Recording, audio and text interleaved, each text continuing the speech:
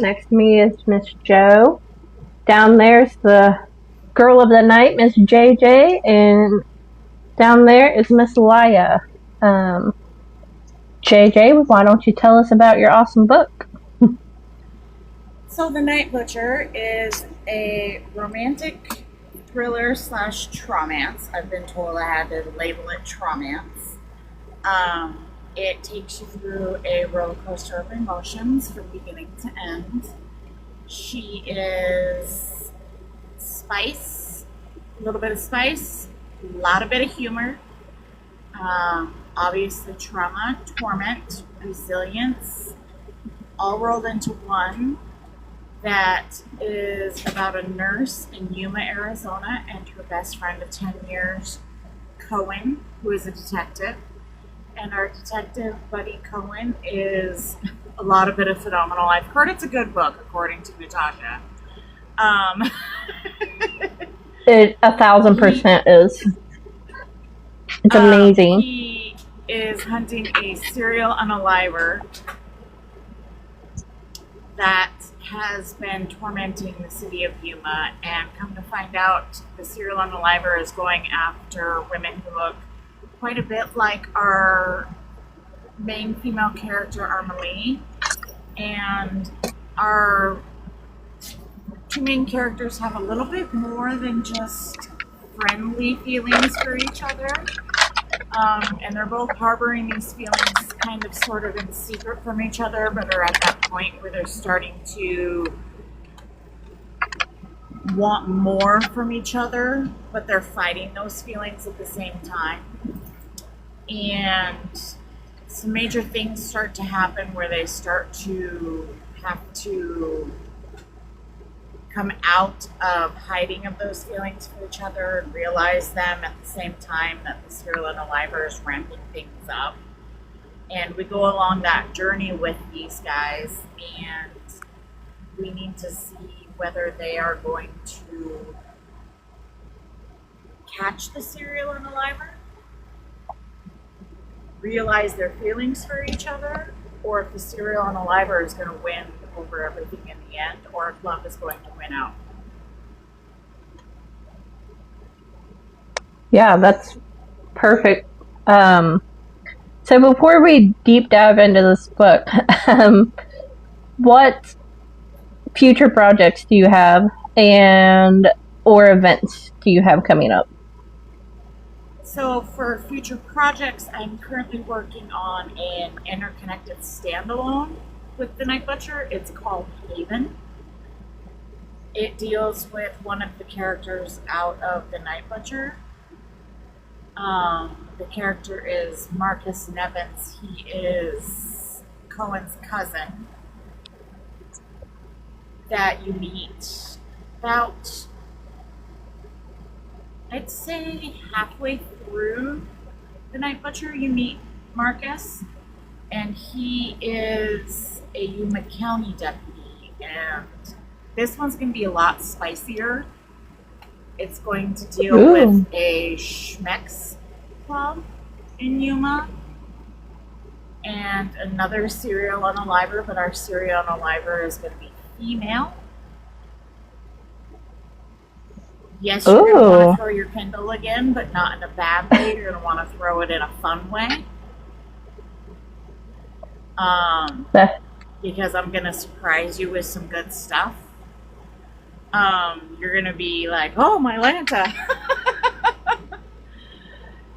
She is going to be that villain arc where you're cheering for her and you want her to win because she's the serial unaliver. She's the one that we're cheering for. She's going after rapists in the community. Oh. And Marcus has an instant attraction to her when he first meets her. Interesting. When you said it was going to be about Marcus, I kind of wondered if the love interest would be Maylee. Would be what? Maylee, Armalee. No. The love interest is going to be, her name's going to be Nevaeh. We don't get Armalee's continuation of her story until probably January or February. I'm not going to write her the rest of her story until then. I'm letting that kind of simmer back here in the back of my head. Congrats. So your writing style is very easy to read and it has a great flow. I love the flow. How hard is it to keep the suspense moving while having those amazing romantic moments?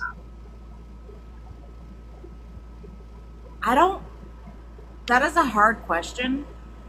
And I hate to sound so blasé about it, but it just kind of happens. Honestly, it kind of just comes to me. I never intended to be a thriller suspense writer.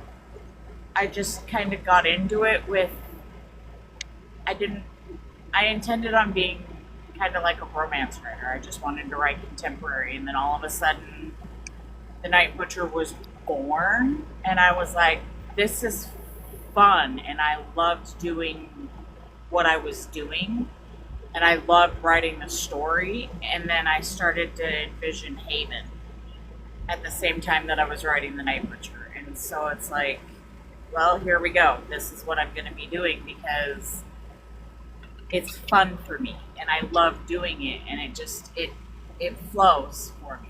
So I guess the suspense and the thriller side of romance and the mystery almost is just kind of, it happens because it's almost been a part of my life at the same time.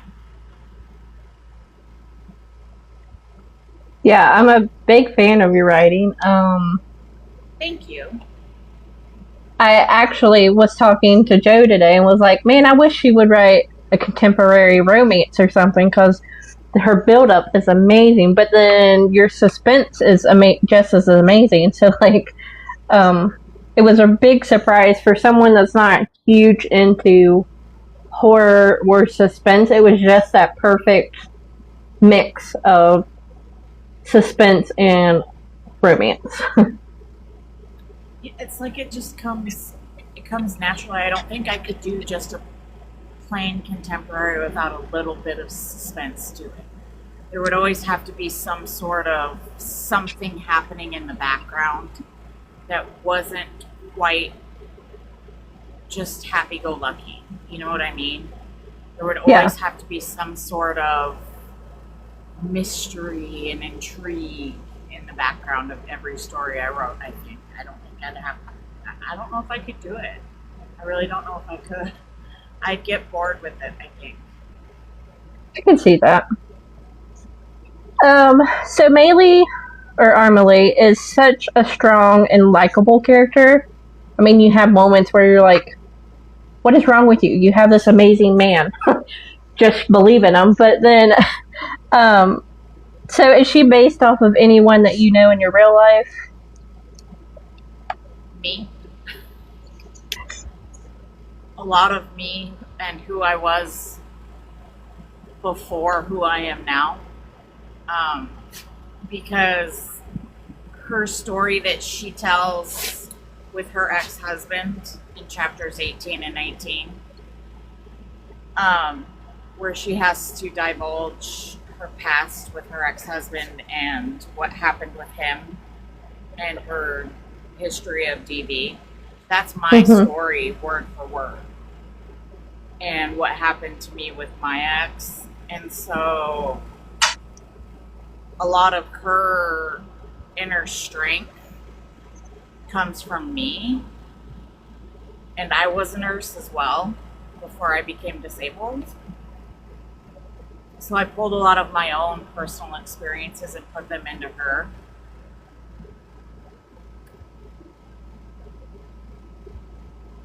Thank you, guys. Well, I'm glad that you put a piece of yourself in that, and other people can surely relate to that.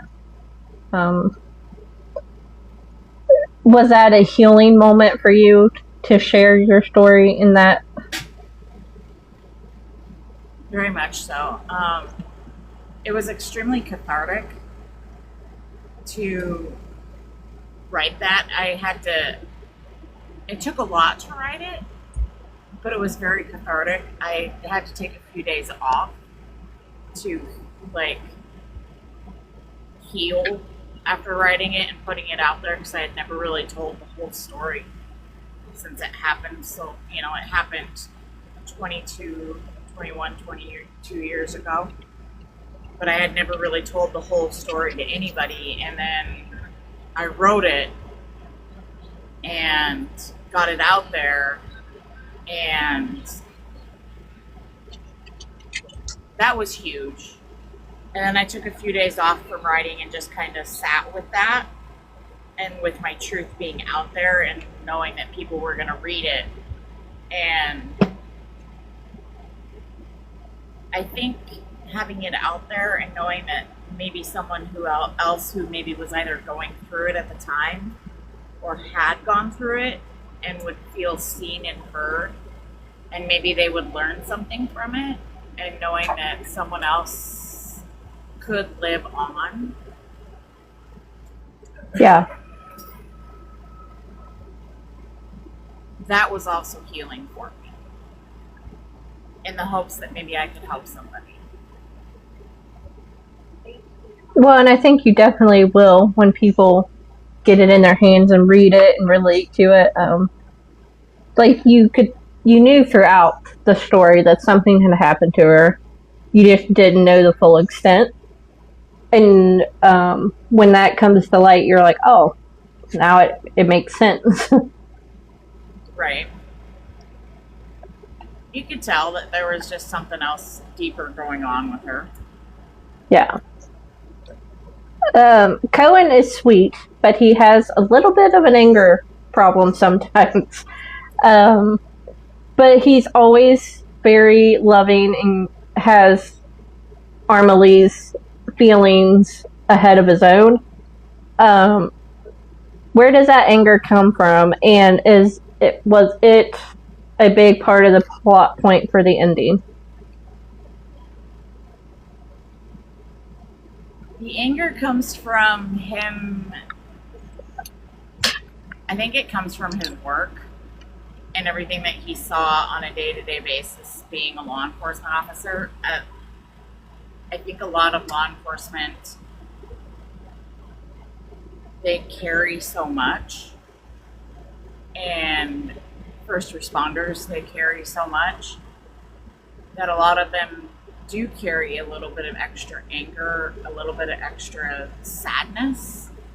And I think that's where that is with Cohen, that's where his anger comes from. And I think that did play a lot into where the ending came from. Also, he's like a lot of law enforcement, and my friend that I had in the acknowledgments that I thanked for his advice when it came to law enforcement. I had asked him, do law enforcement officers see things in their day-to-day life the same way they see it at work, where work is very black and white, and then your things with those that you love, especially like your love interest, is that more gray area? And he was like, yes. And so that's kind of how I tried to write Cohen. And that's where the sweetness with him came in, and how he was a little bit more grayish, and he had a little bit more of a morally gray character, especially towards the way the Night Butcher was with Armeline. He was a little bit more morally gray there. Yeah.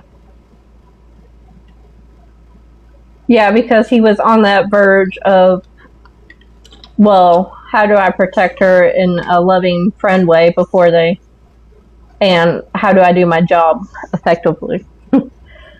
Exactly. which it was really interesting to see how it all played out. And I think for me, I would have done the same thing that he did. But I'm not a policeman, so. But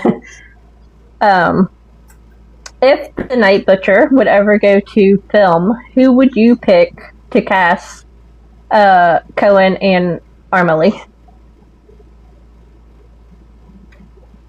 So I would either pick Josh Duhamel or Jeffrey Deegan. I love that. And then, tall and silver fox. Yep, tall silver foxes, because he's 36, so he's not exactly young. Yeah. I didn't write my characters young. And then for Armely, I would pick never really thought about it, but I would pick probably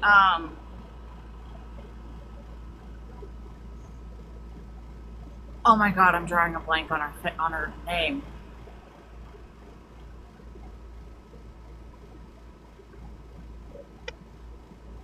Avery Anna, I think is what it is. She's a country singer. Oh, I don't know.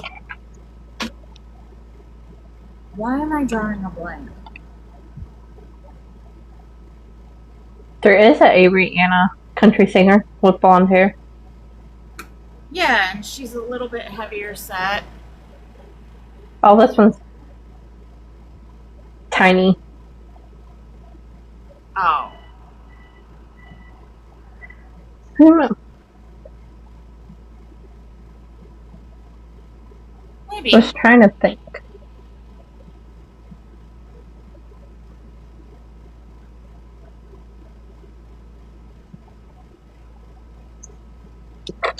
What about for Marcus? Well, let's see here. He is Latina and white, and he is in his mid to late 20s. So no one's ever asked me that. Wow, you're putting me on the spot, girl. Sorry. That's okay.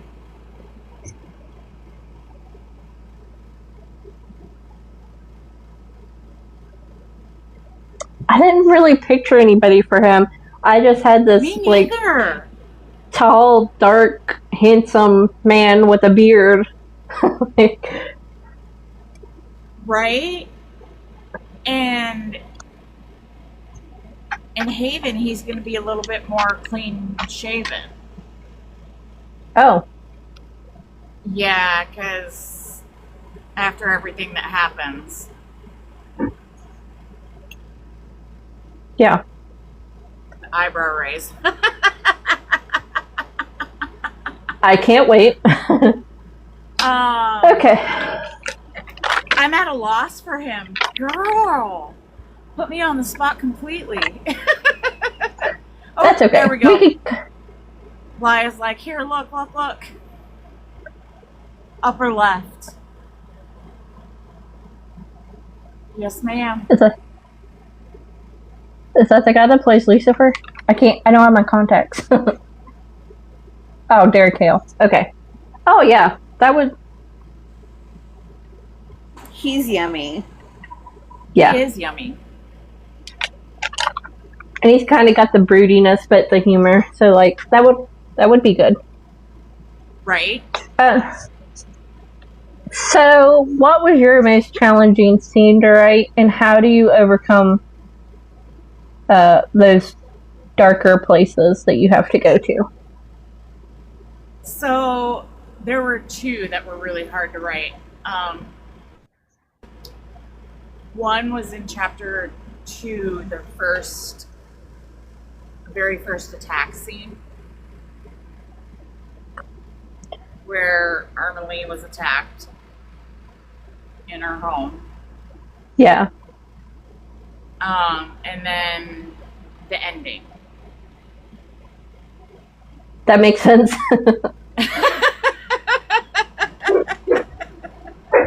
I sent them a picture and I was bawling. I'm like, I just started this. And Lyha's like, I told you.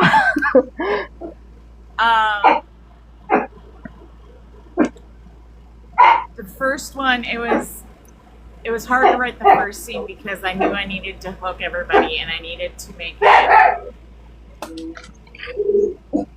make an instantaneous, what is going on? What is she doing to me? I'm so. That's okay. I understand dogs. I have 5.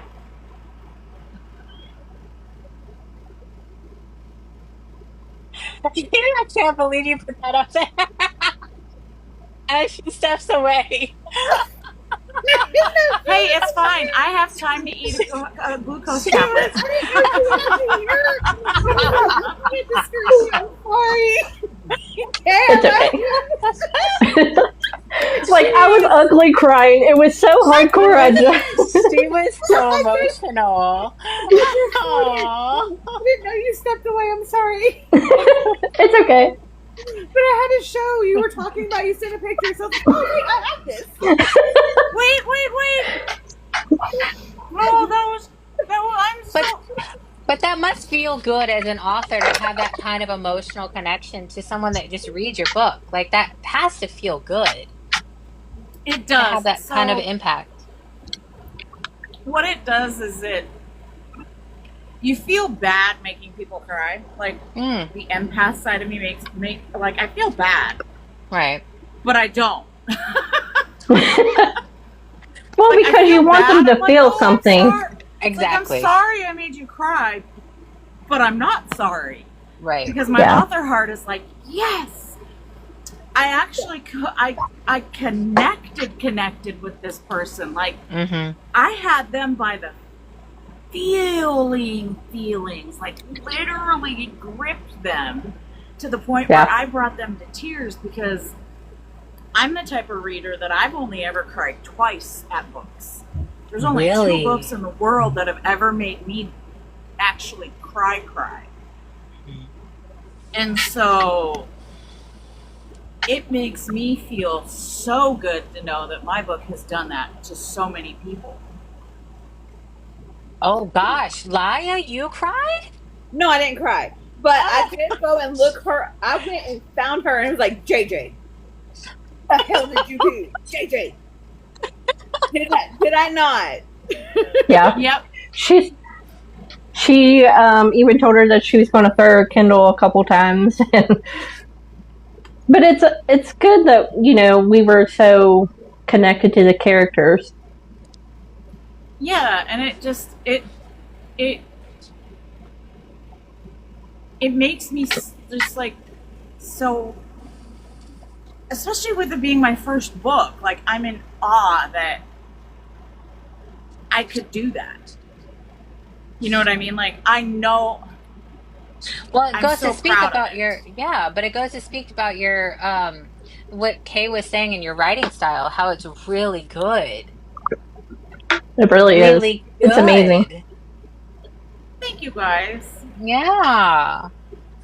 I really appreciate that so much. Like, literally, I'm very proud of the book myself. Like, I've read it 1,000 times, and I'm so proud of it.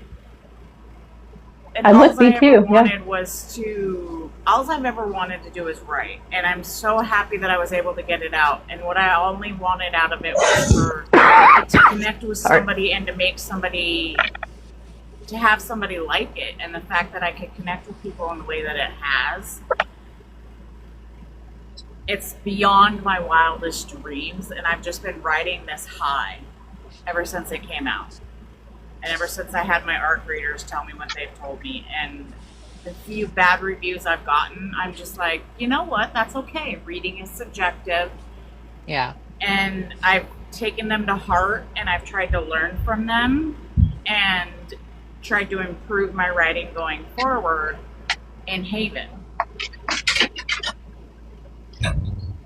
Yeah, I think you're... Sorry, go ahead. No, go ahead.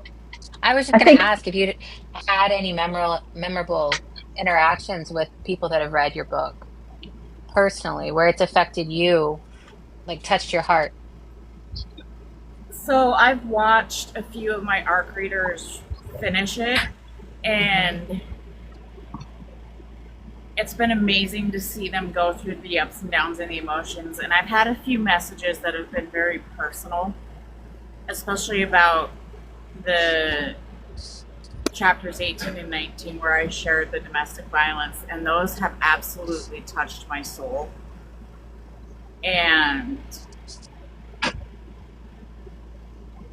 they've given me the little like the goose pimples, the goosebumps, and they've made me feel so special to know that what I wrote made them feel seen and feel heard. Yeah. And gave them courage knowing that there's life afterwards. That I wrote a character who was strong enough and that I was willing to put my own story out there in the way that I did it. Because you're living proof. Obvious, and I made it blatantly obvious in the beginning of the book that was my story. Because the author's note was about that section of the book. So it's not like I was hiding behind it.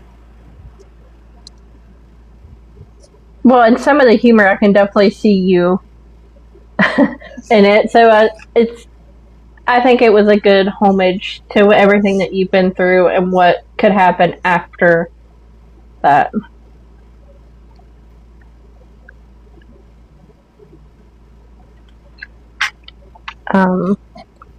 So I know that you are working. Well, you are working with people for an audiobook. Any clue when that might come out?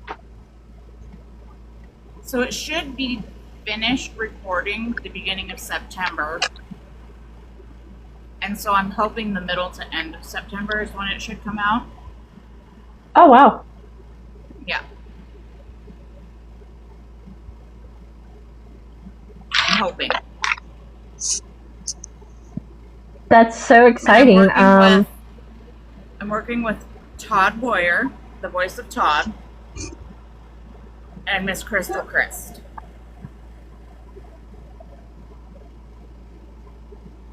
Super excited. Yeah. That'll be exciting. I know it's gonna be so amazing because they're doing it duet, and it's gonna be. They've got the perfect voices for it, and the little bit of teaser that they did that Sunday after my release, it brought tears to my eyes because it was such an emotional chapter that they read, and I can't wait. I just can't wait.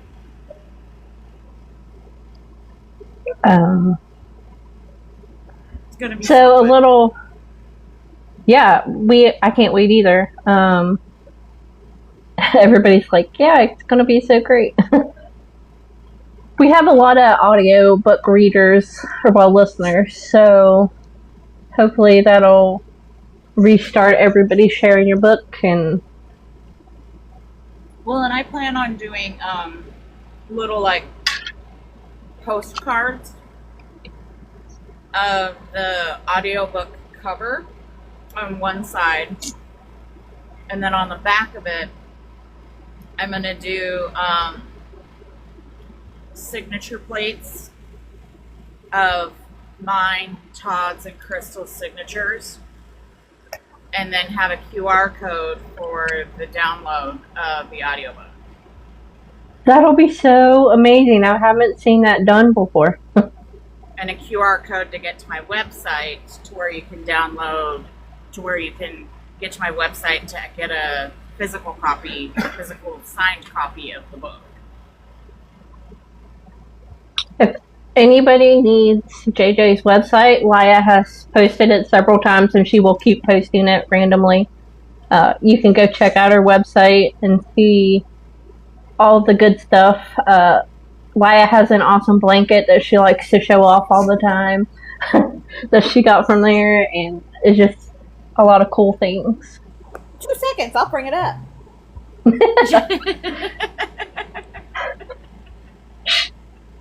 I My remember a blanket's bookmark. I remember a bookmark, and the bookmark was amazing. Oh yeah. I don't have any of them with me, but the bookmark is a little kniffy. It's got some stabbies on it. This one's got life. Lyle loves her blankie. Yay! I get mine soon. Mine's in the mail. Love my blankets. So, Kind of goes along with the book. yeah, a little bit. Just a smidge. Bailey, you were pretty close. It was she had it ready. It's usually on her lap. Yeah. If you could be a pizza topping, what would you be?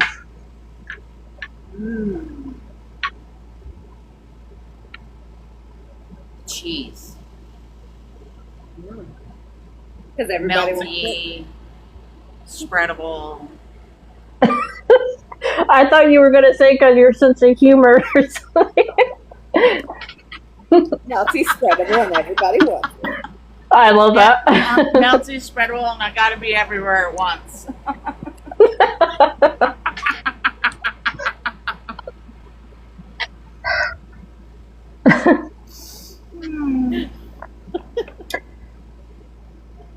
If Armelie was a superhero, what would she be and what would be her superpower? Ooh. Well, she is in her own way, but like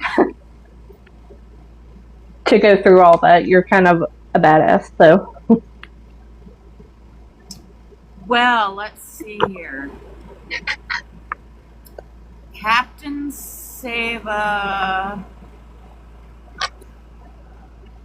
Hottie. And our superpower would be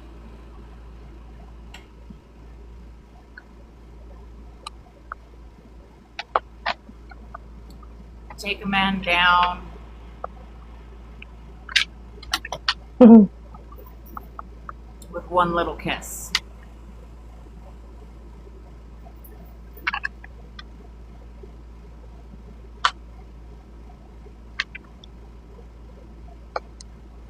Well, she definitely took our man Cohen down with a kiss, so. Or he might have took her down. Either way. I think they took each other down. Yeah. And then he took her down with that special little kiss. On a personal note, what's the craziest thing you've done for love? I thought you were going to ask something else. Where's the craziest place? Anyways, the craziest thing I've done for love.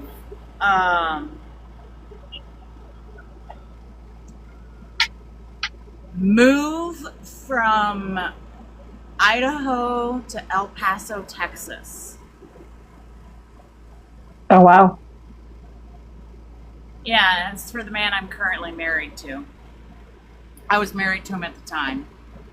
So. Did you guys meet distantly, or was it a work thing? No. It was while we were married. We were struggling. Yeah.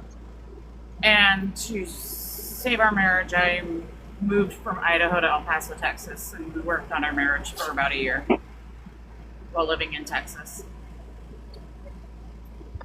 Well, that's in a great. one-bedroom apartment with his dad. Oh. I know.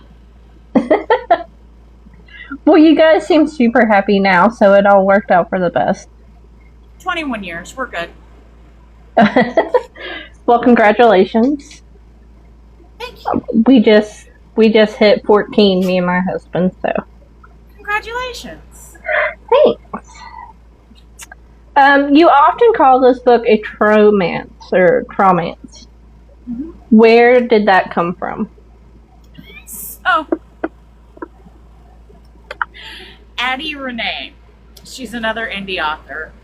Her book that she wrote is, she likes to call it a trauma romance or a trauma-mance. And so I kind of five-finger discounted that.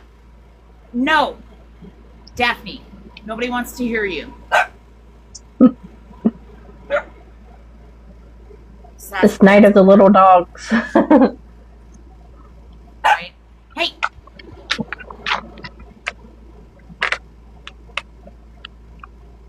Sorry, the Weens are fighting. You're fine.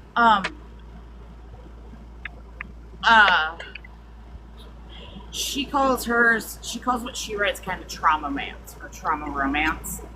And everybody kept telling me that it was like that. And so I was like, okay, so it's easier to say traumance.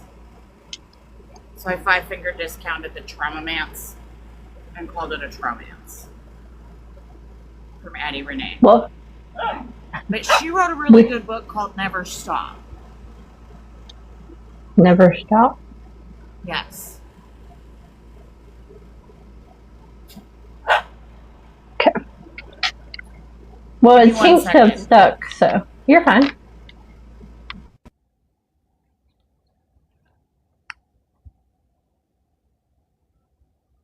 We'll see if that Thank helped. I saw the anger in that when you're going, oh, Well, she's no longer playing with the other wiener dogs, so we'll see how long it lasts. So, for you, what was your most rewarding moment during the writing process?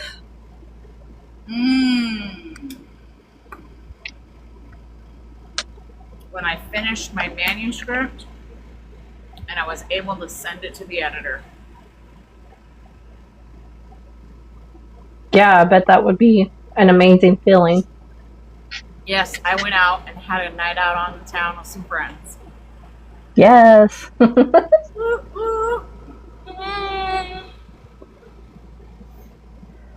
From delivering it to your editor, how long did it take to publish?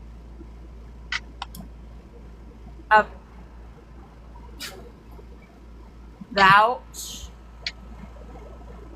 30 days. Oh, that's not long at all. That's amazing. Yeah, it was 30 to 60 days, but we had yeah, we'll just say 30 to 60 days. Okay. Last question from us, and then we'll take some fans' questions.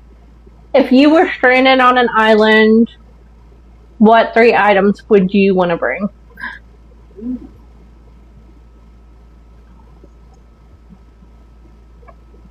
My book case with the books on it.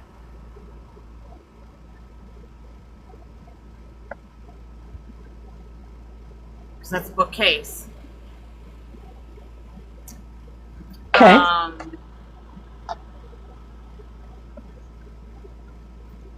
My French bulldog. Gotta have something to keep me warm at night. Mm-hmm.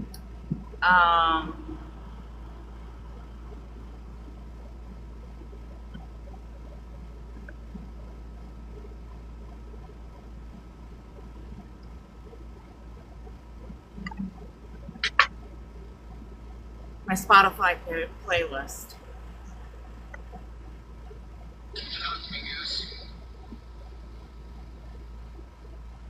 Hi.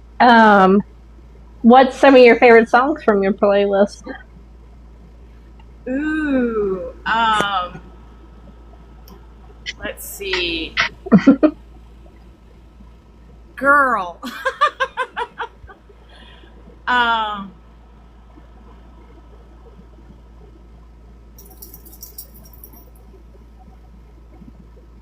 Out of the Ordinary. Yes.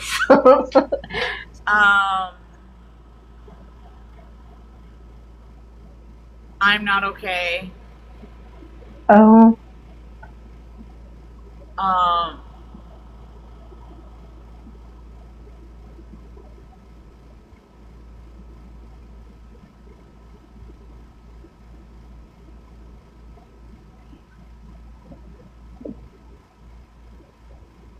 Let's see here.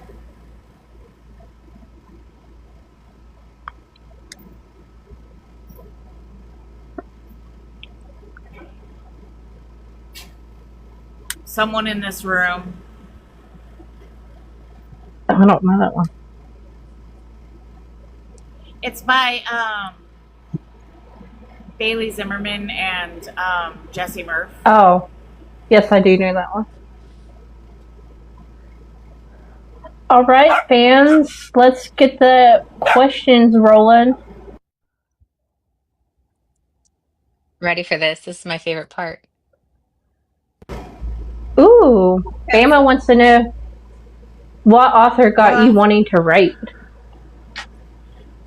Dean Koontz. Makes sense. Well, you missed everything. What did you You're gonna miss? have The to whole go back. interview, Colt. I know. You're gonna That's an easy one to answer.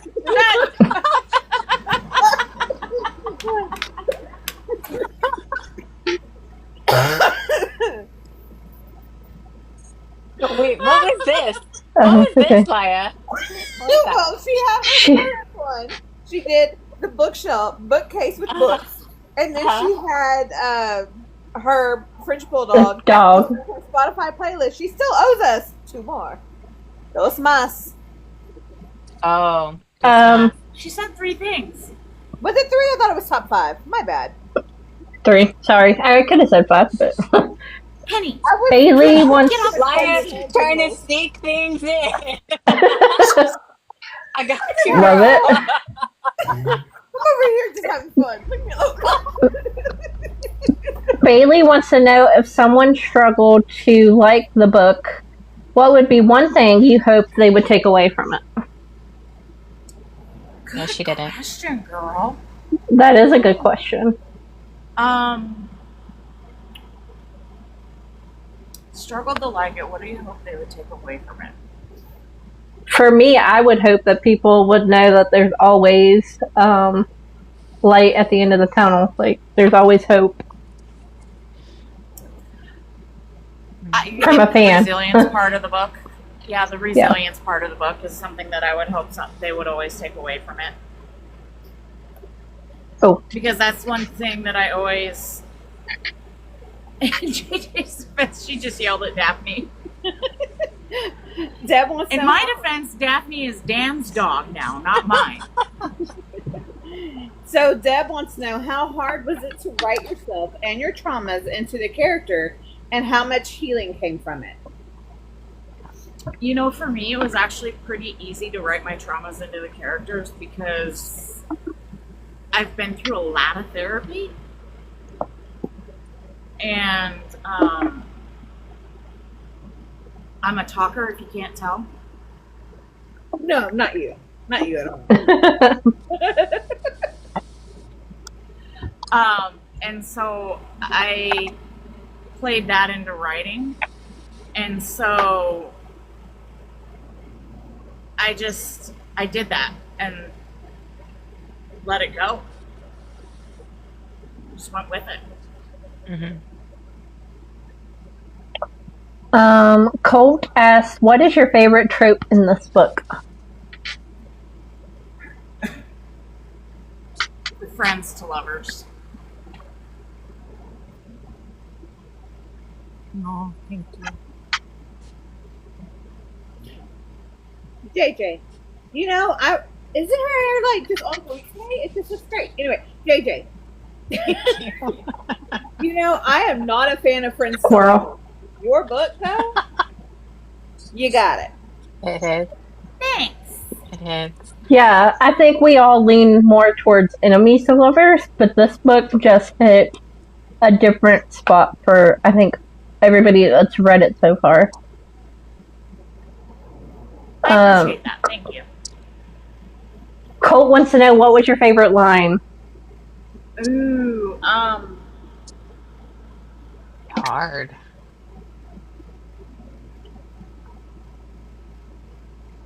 I like that'd be hard. There's one that cracked me up, but I cannot think of it right now. She was being sassy. I'm like, that's so JJ right there. Oh, Well, there should be a recording you can rewatch it. Yeah, I'm gonna post it on YouTube.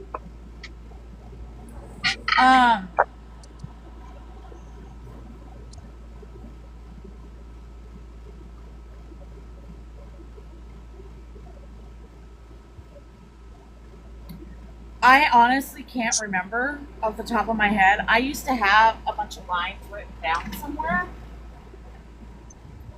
Hold on. Maybe that's a good one. Hold on. Now I've got the Ordinary song stuck in my head. I do too. It's just playing. I got I'm Not Okay in my head. Listen, you guys, when you go to a fantasy ball and Out of the Ordinary comes on, it's the most magical time of your life. Can't wait to experience that.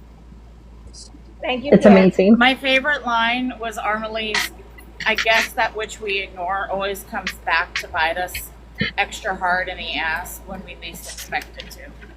Whoa, yeah. Yeah. It's powerful. Yes. AB said, do you have a favorite character and what is the trait that draws you to them? My favorite character is Armelie, and it would be her strength and resilience that draws me to them. To her. Yeah. And this is not a series, it's a duet-ish. It could sit as a standalone, but I'm writing another one that carries on Armelie's story. I cannot wait. I've been craving that all day.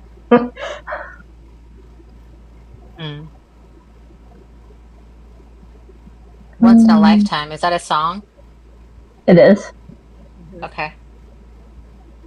All right. So speaking of that, what advice would you have for aspiring writers, for people that are just That's a good starting one. out? To just do it. Just start writing. If you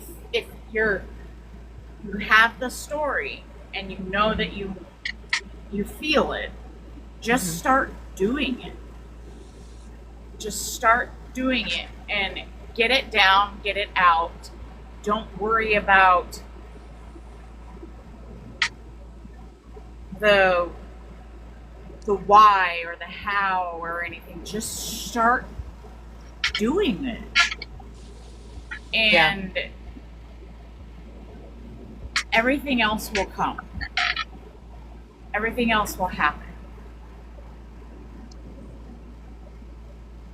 Pierre asked, how would you want a vampire to be unalived? By fire, stake, holy water, or sunlight? All of the above, baby. I'm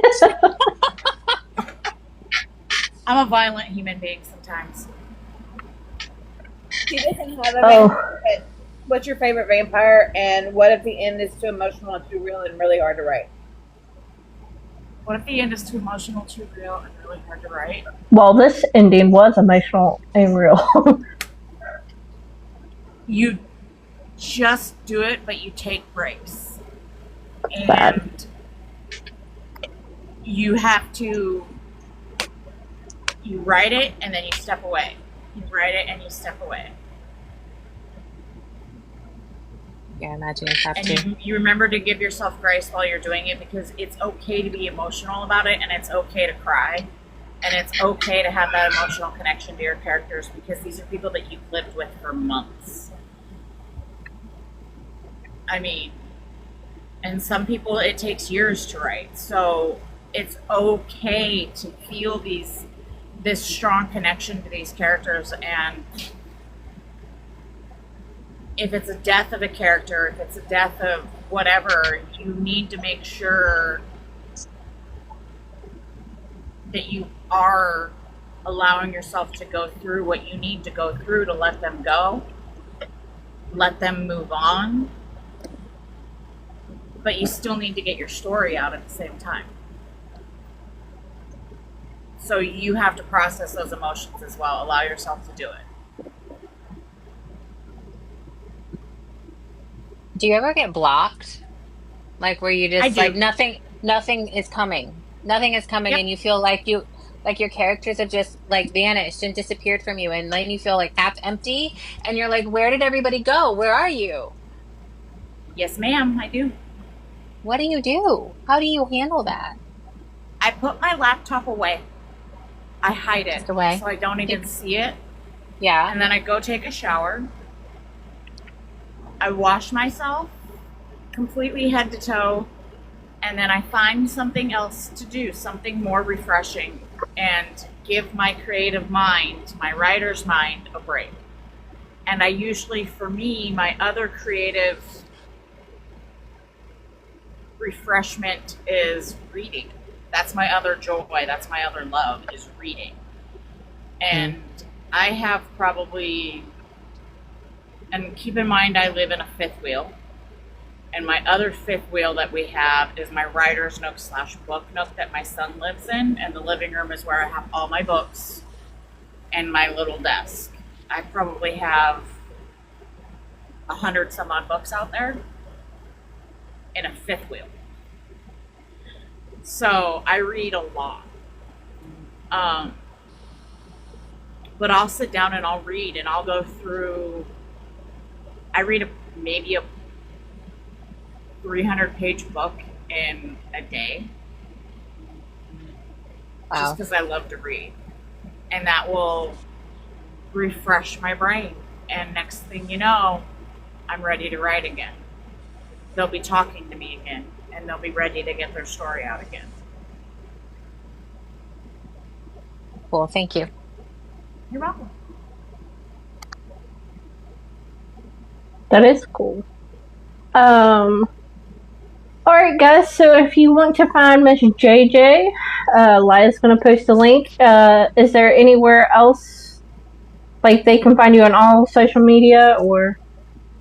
Tickety Tockety, Bookstagram, Book of Faces, Court of Thises, and at authorjjjohnson.com.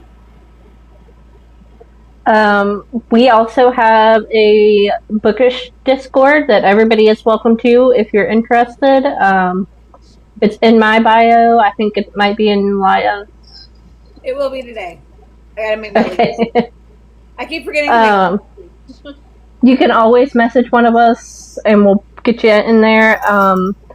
And what you have events coming up, right? Texas and Oh, I do. I forgot about that. So, September 13th, I will be in Phoenix, Arizona for Books in the Desert. It's a book convention that's actually free admission. It's a 4-hour-long book convention, and there's a good 40 some odd authors there at the Double Tree Marriott in Phoenix Mesa. And then December 7th, I will be at, I forgot the name of the Justice brewery. Husband's Brewery. Romantically Justice Husband's Brewery. I cannot remember the name. Romantically Justice Husband's Brewery for the Get Lit little thing that they do. Their little book fest that they do. It's a kind of like a pop-up book fair type thing. I'll be there December 7th, along with Crystal Chris, probably Candace Coppola, and maybe even Addie Renee. And I'm gonna drive up there. wow. Oh, exciting! So I want to go. And that's it. I think That's in coming Dallas. Come That's out a this drive. way.